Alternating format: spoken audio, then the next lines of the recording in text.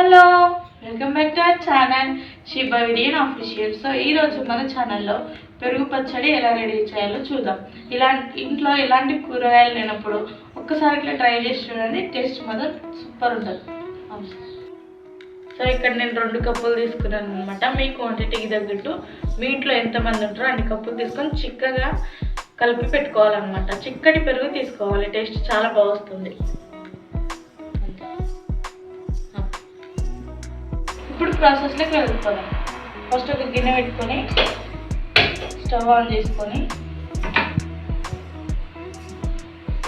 Pan అనేది heat అవ్వాలి. Heat అయిన తర్వాత ఆయిల్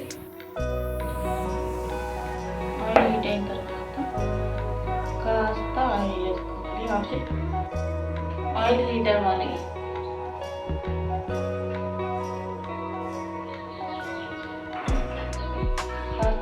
హీట్ అయిన తర్వాత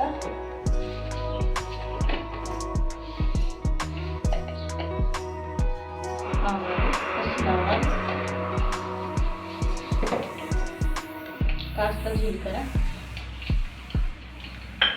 మంచిగా ఫ్రై చేసుకోవాలి. కాస్త ఎండుమిర్చి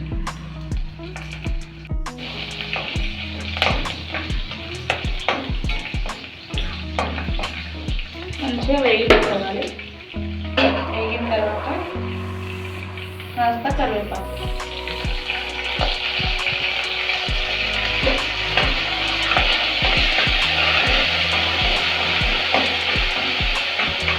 కరివేపాకు అనేది మంచిగా ఫ్రెష్ ఉండాలి, దాంతో ఫ్లేవర్ చాలా బాగుంటుంది. మంచిగా వేగిన తర్వాత కాస్త పసుపు, ఎండుమిర్చి కూడా వేసుకోవచ్చు. నా దగ్గర లేదు కాబట్టి నేను ఎండుమిర్చి వేయలేదు. ఎప్పుడైనా పెరుగు పచ్చడి చేసేటప్పుడు తాలింపు వేసినప్పుడే పెరుగు వేయద్దనమాట, ఎందుకంటే వేడికి పెరుగు అనేది విరిగిపోతుంది.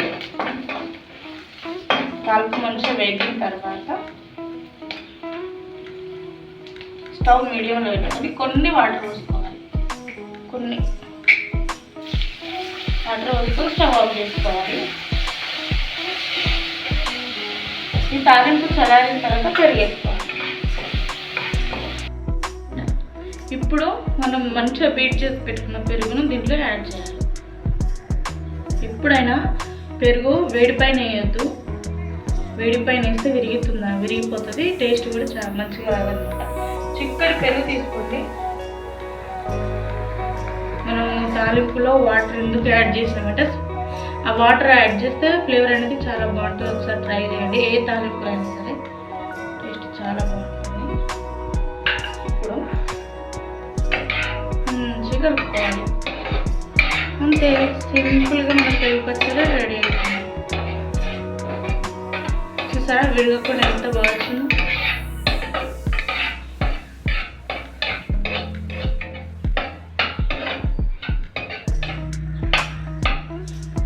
చాలా బాగా వస్తుంది, ఒక్కసారి ట్రై చేయండి. పిల్లలకి లంచ్ బాక్స్లకైనా సరే దేనికైనా సరే ఇంట్లో కూరగాయలు లేనప్పుడు ఒక్కసారి ఇట్లా ట్రై చేసి చూడండి, టేస్ట్ చాలా బాగా వస్తుంది. అందరు వీడియోస్ చూస్తున్నారు కానీ సబ్స్క్రైబ్ అయితే ఎవరు చేసుకోవట్లేదు. ఇంత కష్టపడి చేసేది మీరు సబ్స్క్రైబ్ చేసుకోవడానికి కదా. సో వెంటనే మన ఛానల్ని సబ్స్క్రైబ్ చేసుకోండి.